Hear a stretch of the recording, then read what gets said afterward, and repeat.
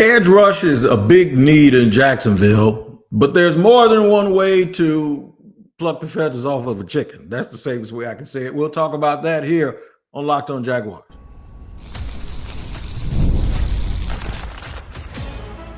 You are Locked On Jaguars, your daily Jacksonville Jaguars podcast.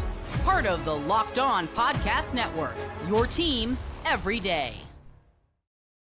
It is your team every day here on Locked On Jaguars. I am Tony Wiggins, the host of the Locked On Jaguars podcast. We thank you for making us your first listen here on Locked On Jaguars, where you can find the podcast each and every day wherever you listen or watch your podcast. Make sure you tap in to that location each and every day. Today's episode is brought to you by FanDuel. Right now, new FanDuel customers can get $150 in bonus bets if your first $5 bet wins. Shout out to the everydayers for joining us here every single day. We absolutely appreciate you. And if it's your first time, make sure you tap in, man, and come back and see us every day. I'll give you a reason to. All right, as I clear my throat, here we go. Here's what we're going to make this show about. We're going to end up talking about making it make sense. And I spelled sense with two S's that look like dollar signs because that is a very important component, believe it or not, to team building.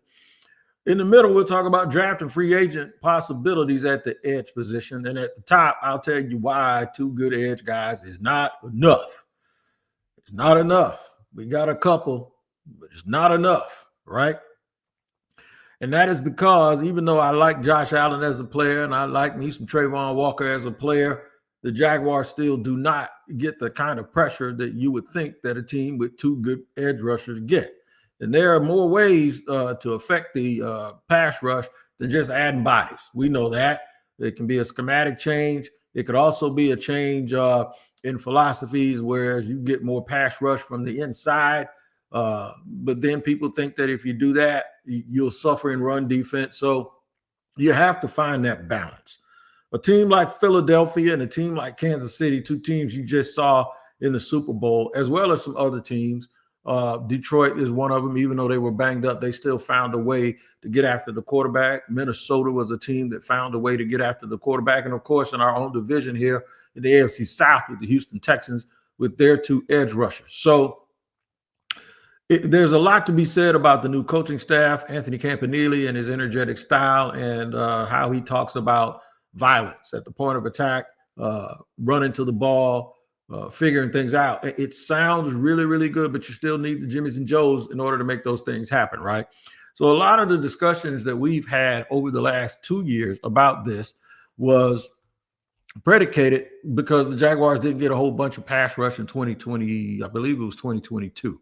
And between 2022 and 23 in the 23 season, there was a lot of discussion amongst fans and fellow media members, other guys that do podcasts with myself, about what they needed to do. I'll give you a few examples here in a second, but the reason why it was so prevalent for guys to be talking about pass rush was because they just didn't do a good enough job of it. And then you had the whole, they picked Travon and didn't pick Aiden Hutchinson, the whole deal. Well, then the following year in 2023, Josh and Travon as a duo had more sacks than any other duo in the NFL. One guy had 17, the other guy had 10 and a half. So nobody talked about that because the center position and the wide receiver position was so poor leading into the 2024 season. That's all folks wanted to discuss. Well, the edge rush conversation has come back up.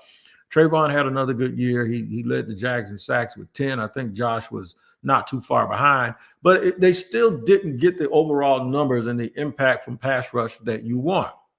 So a lot of the conversation has not only been about how they can add to the position. Most of the conversation has been throw caution to the wind or not.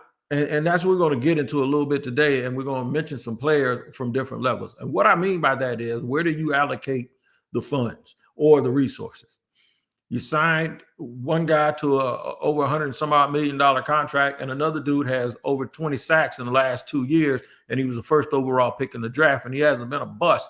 What is the problem with the pass rush? Why can't you be a team, even though you're known for having two good players at those positions? Why are you not one of those teams mentioned as having a good, consistent pass rush? The other thing is, what can you do to fix it? Okay. So here's an example.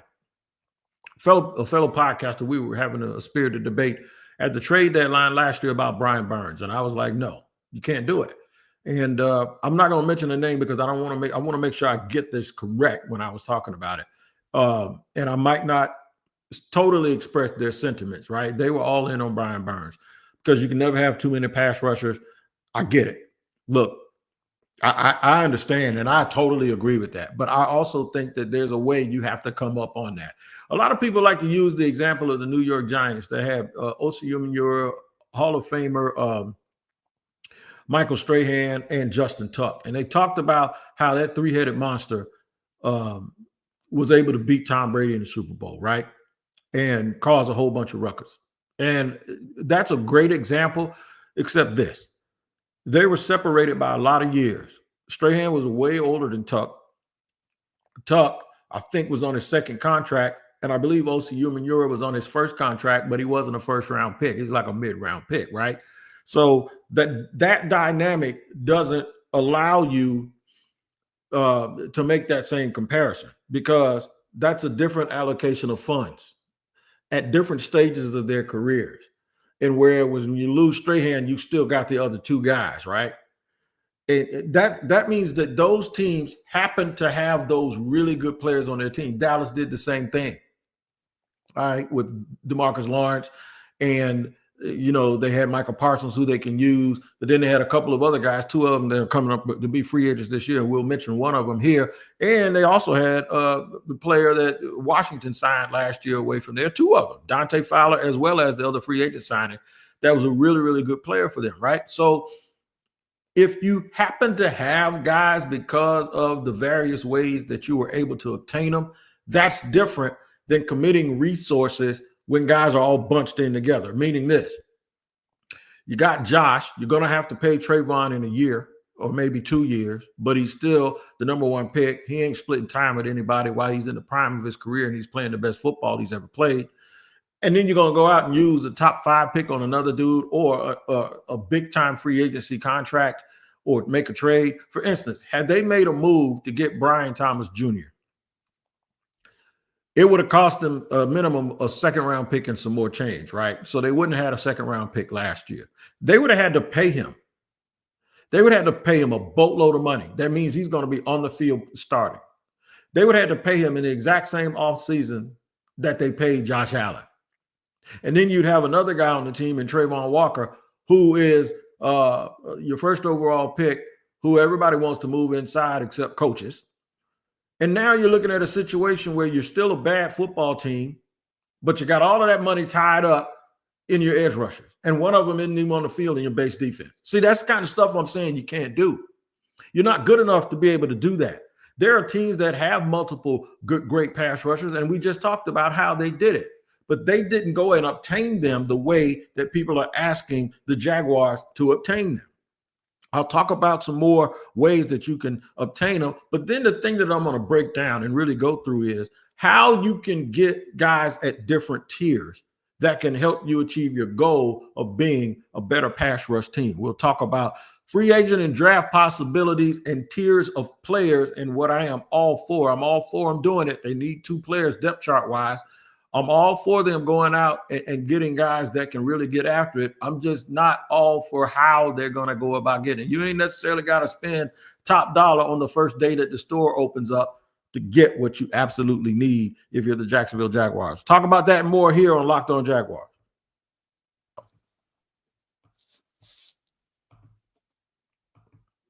Today's show is sponsored and brought to you by FanDuel. When the game tips off, the NBA action is just getting started. And there's so many ways that you can play FanDuel, but there's no better place than to play FanDuel, America's #1 sports book. You can go online or you can get the app. Either one, man. It does not matter because with FanDuel, you can place live bets throughout the game.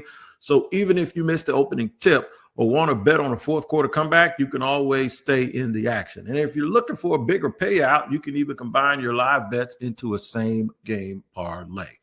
I love using FanDuel's live betting feature because it keeps every moment of the game exciting for me personally. And I never feel like I'm missing my chance to get me some of that Skrilla. Plus, the app is easy to use, and when you win, you get paid instantly. Right now, new FanDuel customers can get $150 in bonus bets if your first $5 bet wins. Just visit FanDuel.com to join today. That's FanDuel.com for your shot at $150 in bonus bets. Make every moment more with FanDuel, the official sports betting partner of the NBA.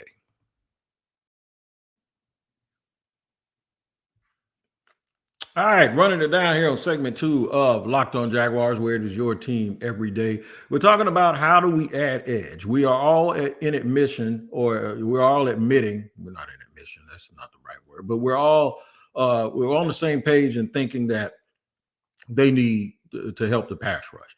One thing away from the edge rushers real quick, one thing they can do is they can get a better pass rusher on the interior, period. And a lot of people believe Mason Graham is that guy at 5, and if that's the way you think, I ain't mad at you. A lot of other people also believe that playing Eric Armstead there more than you did last year is going to help also, and he can, be almost the player that he was for most of his career in San Francisco. The other thing is you may not be able to get Mason Graham if somebody jumps in front of you, but you might be able to move back and get Walter Nolan, another pass rusher from the interior, right? But even with that, with Devon Hamilton and Armstead, who I just mentioned, who's making good money, and the investment that you made in Mason Smith, that creates a little bit of a logjam for you. You got 2-3 techniques in that scenario, and Hamilton can play both.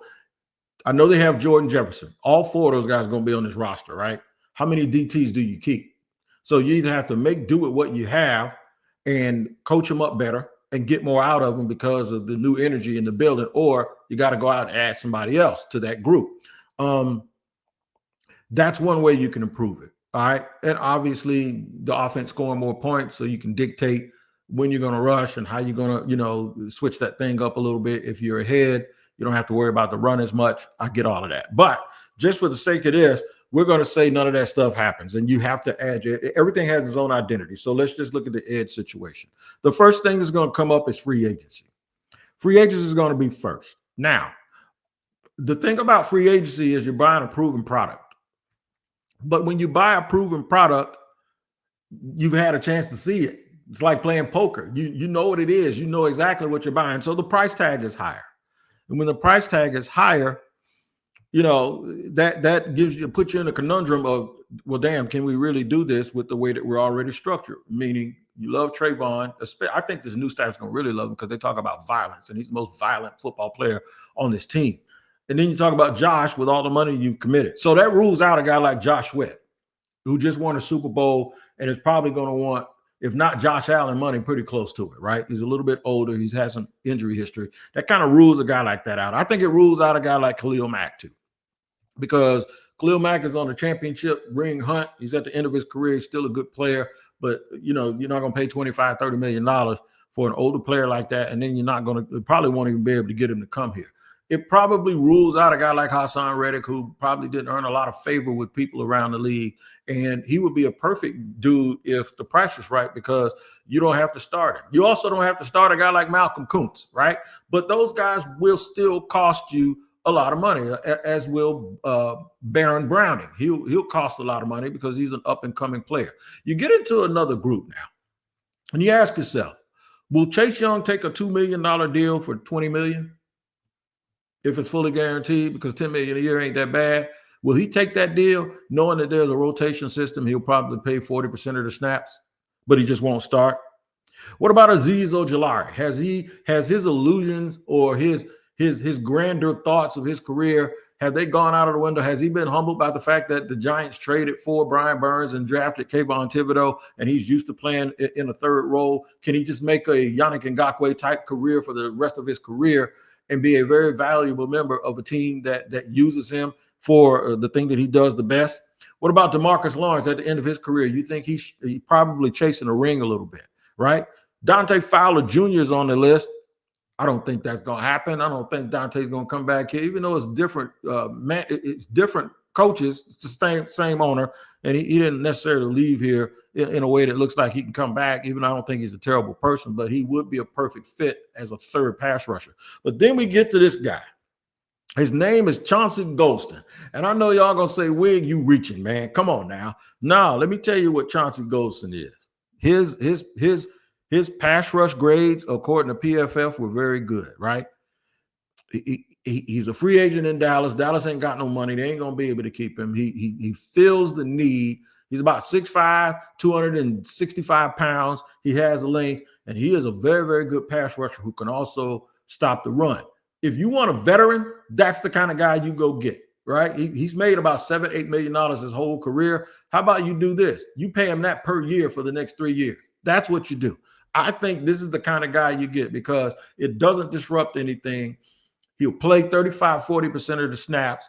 He'll allow you, when you get into your sub packages, to now put Travon in an advantage with Armstead in the middle, and you got Josh Allen and Goldston on the outside. It gives you the versatility that you want. He's played at an extremely high level. He has a low tread, even though DeMarcus Lawrence got hurt and he filled in for him last year. Low tread, but you can pay that kid more money in 1 year than he's made in his entire career, and you're going to need 2 spots. This is how you can help yourself. This is how you can help yourself with all of the other things that I talked about. I don't think there's much for Matthew Judon. It might be. Everybody's been talking about Joshua Uche for forever, and he's never really materialized to be. In fact, I think he was inactive in the Super Bowl. So that's my thought process before the draft. And remember, this comes before the draft. Either Azeez Ojulari, someone like that, Dante Fowler, if he wants to come back to Florida, Chauncey Goldston, a guy just like that who has chased quarterbacks, who understands the game, and who can fit in any system. I think it's a no-brainer to go out and get one of those dudes. Then you turn towards the NFL draft. And if that is a move that you've made, if you were able to do it, it makes this a little easier. If it wasn't something you were able to do, it makes it a little more difficult. Abdul Carter is going to be a great player. I just think Abdul Carter, while he's a cheaper version of what Brian Burns would have been, it's pretty much the same thing. You're going to have guys fight for minutes. Unless Anthony Campanile has some sort of defense that he's going to run in base where he gets them all on the field at one time. I don't have a problem with that. I think with a guy like Abdul Carter, he's a pure pass rusher. If you're going to run that funky little system where everybody's on the field at one time, I think for me, the guy that you go and get in the draft, if you're looking at him, he's listed as a linebacker, is Jalen Walker, because he can play off ball as a linebacker. He gives you a guy who's going to be on a contract for 4 or 5 years. And this would mean you make a move with somebody else, right? Whoever you decide you're going to move, but you play him off the ball, but then in passing situations, you turn him loose and let him come after the quarterback because that's what he did in college, okay? I believe that he is a better fit for what we're talking about. Someone like Princely, and I'm going to destroy these names, Princely Umanmielen, right, from Ole Miss. Probable second-round guy. He's another player I really like. And I'm going to screw this name up, too. I'm just going to warn you. JT Tuamalawa, right? I think out of Ohio State. Love him. I think he's going to be there when the Jaguars pick in the second round. Big physical kid, 6'5", 269, gets after it. That's what you need. Basically, what I'm telling you they could do is draft a kid that turns into A.J. Epinesa for Buffalo. Give Jacksonville fits every time that they play. So that's the kind of player that I'm talking about for the Jaguars. I don't see James Pierce and Abdul Carter. The one guy I really like is Mike Green, but I think they're going to have to trade back up into the first round to get him. But then you're talking about committing all of those assets again. See, the thing that people don't understand is it's easy scout to say, go get that guy and it solves your problem. But I've talked to people in scouting and GMs. They're the thing that makes their job so fulfilling is when they find people in the margins. Like, you can't just go get the best player at every position. That anybody can do that. I got people sending me free agency lists and mock drafts where they're giving the Jaguars 3 guys that's going to be picked in the first round, and then they're doing in free agency, they're giving the Jaguars 3 guys that's all going to make over $100 million. That is not a recipe for long-term success, and it's also not very realistic. But, so now you understand my philosophy and my thought process when it comes to what they need to do to improve their pass rush. We'll all agree on how they need to do it. I think we just disagree on how. Why is making it make sense so important? We'll discuss that more here on Locked On Jaguars. Today's show is brought to you by our friends over at PrizePicks. Football season may be over, but basketball is in full swing, and there's no better way to stay in the game than with PrizePicks. the best place for daily fantasy sports. With PrizePicks, you just pick more or less on at least 2-player projections. And if you're right, you can win up to 1,000 times your cash. Here's an example, right? This week, I'm looking at Jason Tatum to do more than 29 points because he is on an absolute tear, and he's second, in my opinion, to Shai Gilgeous-Alexander for the MVP at the All-Star break. PrizePicks is quick and easy. You can set up your lineup, and in less than 60 seconds, it'll be over. And all you got to do is just sit there and watch. And the fast and secure withdrawals mean I get my winnings in as little as 15 minutes. Plus, I love their weekly promos like Taco Tuesday, where you get discounted player projections for even better value. Download the app today and use the code LOCKEDONNFL to get $50 instantly after you play your first $5 lineup. That's code LOCKEDONNFL for $50 instantly after you play your first $5 lineup. PrizePicks, run your game. So thank you for joining us again here on Locked On Jaguars as we're talking about how to get good edges. We've talked about the fact that we agree that 2 good edges isn't enough. Gone through some guys' names and drafting free agency. I'll mention another one here. And we're going to make it make sense dollar-wise right now and philosophy-wise. I did leave one player out. I took my glasses off because I thought I was done reading. But his name is, and I'm going to screw this one up too. I told y'all me and these names, man. That's just, y'all just going to have to deal with this work today. Donovan Easy Ruaku. He's a kid out of Boston College. I know him very well because he was chasing Florida State's quarterback. Well, he didn't have to do too much running to chase Florida State's quarterback last year, but he was chasing Florida State's quarterback all around the field. Undersized, 6'2", 247. Normally in the past, you'd say, oh, no, Trent ain't going to do that. Well, guess what? I got news for you. Trent ain't here no more, right? So now there may be, I love drafting for traits. Ain't nothing wrong with it if that's what you do, but you lock yourself out of a whole bunch of good football players. There's a whole bunch of guys playing for the Baltimore Ravens that have bad traits, and they playing. They've had edge rushers like this forever, right? There's a lot of football players around the league, some guys that played for Cincinnati that their traits didn't measure out, and they were good football players. And same thing for the dudes up in Minnesota. So the thing is the days of missing out on good football players just because they don't fit a certain box, I think those days are over. And the Jaguars could very well go after a kid like that from Boston College. They could very well do that, who is nothing but a pure pass rusher. You talk about he's very, very similar to what Yannick Ngakoue was. I'm telling you, a pure pass rusher on third down, a dude that all he wants to do is chase and sack the quarterback. That's also a way that you can go. So it's going to change a little bit. But the reason why I went through this whole drill is because there are different layers and different areas where you can get players to help your football team. At some point, the guys that you have used high resources on and the guys that you have paid a lot of money on and high draft picks, they got to be the people that you go to, man. And I know the only way that you can overcome that, like I'll give you an example. Cleveland's paying Deshaun Watson all that money, but we know he ain't the answer. The only reason that taking a quarterback is okay, even though they still got to pay him all of that money, because the quarterback will be on a rookie deal and won't be making that much money, right? And that's a good trade-off. And then it kind of makes up for the fact that you missed. There's sometimes that works. Sometimes, you can get a guy at the same position, but you can't do that in free agency unless you know the guy's going to be a really, really good player. And even in that situation, you're still going to be paying upwards of $8 to $10 million. If you get a dude that's a first-round pick, like in the middle of the first round, and his salary is $5 million, it makes a little bit more sense. But it's just that people value those high draft picks so much that for a team that has other needs, like offensive line that everyone says is the priority, another receiver, a corner, for teams, a defensive tackle that we've discussed, for teams that have those needs at those critical positions, it's almost malpractice for you to do anything other than using that high priority resource on one of those spots. And the Jags have multiple needs. They need a safety. So depending on how they move in free agency is going to determine, obviously, how they move in the draft. But this is why it has to make sense. GMs, one of the biggest things that contribute to them going from a scout or another job to being a GM are the guys that they find that nobody else saw.